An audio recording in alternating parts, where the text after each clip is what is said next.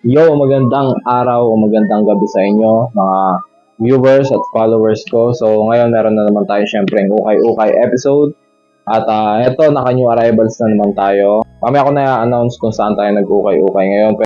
Bago ang lahat, syempre, huwag niyo kalimutan mag-like, mag-share at mag-subscribe ng mga video natin. At may i-announce pala ako sa inyo mga tol. Ang date ngayon is January 23. So, Tuesday, may ongoing akong bidding na ginaganap ngayon sa Facebook.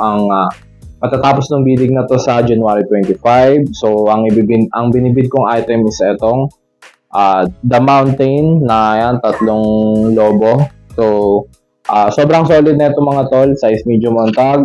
Halos sa good condition pa. Dated siya ng 2007. No? So, ang pinaka-issue lang nito, isang mothole lang na sobrang liit, halos hindi na makita. Sa totoo lang mga tol, nabili na to sa worth 500 pesos siya nabili. Tapos, sinoli ng buyer kasi nga dahil dun sa issue na halos hindi naman halata. Pero anyways mga tol, ayan, pinapabid ko siya sa halagang 1 peso ang starting bid. Sa ngayon, meron na, ang highest bid natin is 500 pesos. So hanggang January 25 pa naman siya pinapabid.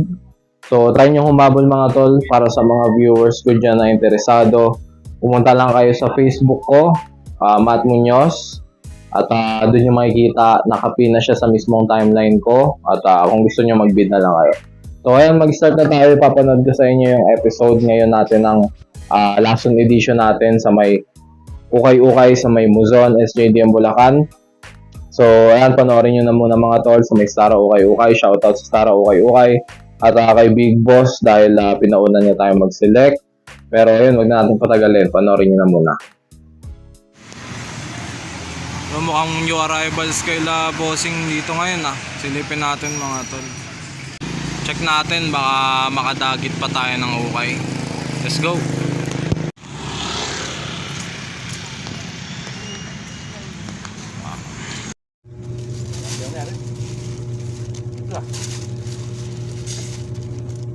Hindi mo binibenta bossing yung yung sauce mo nung nakaraan, Raiders na t-shirt. Yung Raiders? Yung kulay green.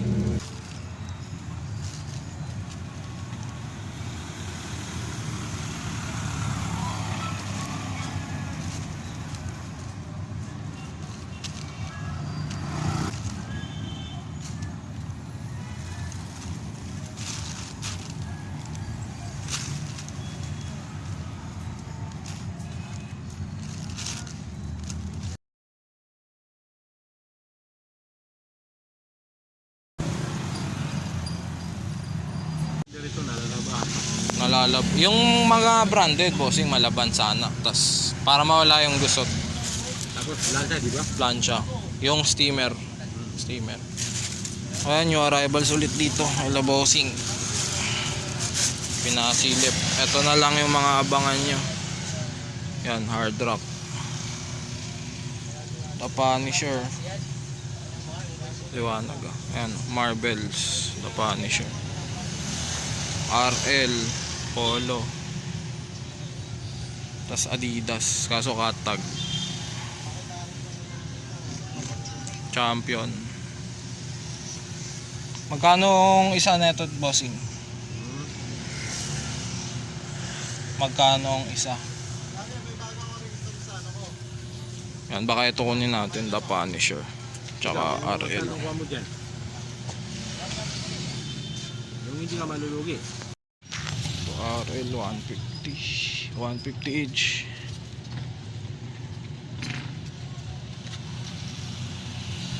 Tapos Punisher. Kaya ng 400 tong tatlo bossing. 400 kaya. Mga tol, nakatatlong t-shirt pa tayo. Pauwi na lang galing trabaho. Mamaya i-flex ko sa inyo yung mga nauk natin. Yun, so kamusta yun ang ukay-ukay episode natin. So sana nagustuhan nyo. Ngayon, i-flex ko na sa inyo isa-isa yung mga na-loot natin. Nung new arrivals na yun. So may ihahabol din akong mga na-loot ko sa tropa. No? I-flex ko na din sa inyo para makita nyo. At alam ko napapansin nyo tong vape sa likod. Ayan, so ipapakita ko na rin sa inyo. Oops, nalaglag yung TM natin. Sana hindi masamang pangitain yon. So, diyan ka muna. Ayan, so alam ko napapansin nyo to. Ito yung sinasabi ko sa inyo sa last episode na 50 pesos na worth of jorts na nakuha ko sa Ukay-Ukay. Ayan. So, eto na siya ngayon. Nabili ko to ng plain lang na pink shorts. Tapos eto na siya ngayon. Meron na siyang Bathing Ape na style. So, ako naglagay niyan mga tol. Mag-start na tayo mag-customize ng maraming items ngayon na galing sa Ukay-Ukay. So, binibenta ko to ng worth 200 pesos lang para lang meron tayong kahit konting tubo kasi ito ang panimula natin. So, para sa mga interesado, ayan, i-PM nyo na lang ako dito sa Facebook. Matman nyo. So, sobrang solid ng print yan mga tol. Hindi yan nabubura pag nilabhan. So, ayan, kayo nang bahala dyan sa akin mag-message. At ayun, ipapakita ko na sa inyo yung mga new arrivals natin sa Stara Ukay-Ukay ngayon. Nakatatlong items lang ako doon pero sobrang solid pa rin naman. So, unahin ko na to. Ayan, may nakuha akong polo by RL. So, color black to. Tapos embroidered siya na pocket tee. Ang size na ito is size large mga tol. Ayan, may QR code pa. No issue naman mga tol. Need lang ng laba. Kasi, alam niyo napagaling ng bail.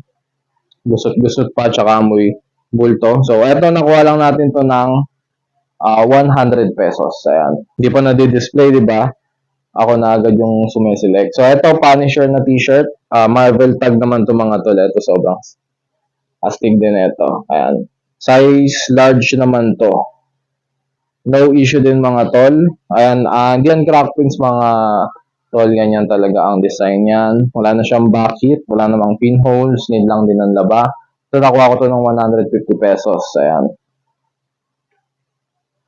Tapos, next, ito isang malupit din na t-shirt. Ayan, no. Hard Rock Cafe. So, London 1998 ang nakalagay dito sa may print niya sa harap. So, eto ito yung tag niya na. Legit na Hard Rock yan mga tol. Size large on tag. Tapos ito yung bucket niya. Napakalupit mga tol. Hard Rock Cafe. May minimal hairline crack prints lang. Pero syempre kasama na yun sa Ukay-Ukay. Ayan. Sobrang solid. Size large mga tol. No? Goods na goods pa to. So, ayun. Ito yung nakuha natin sa Stara Ukay-Ukay.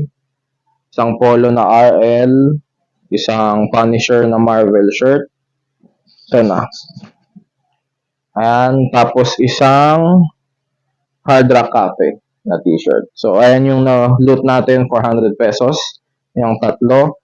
So, ito may offer din sa atin yung bago nating tropa. Ayan, flash yun na lang dito yung profile niya. So, maraming salamat, tol.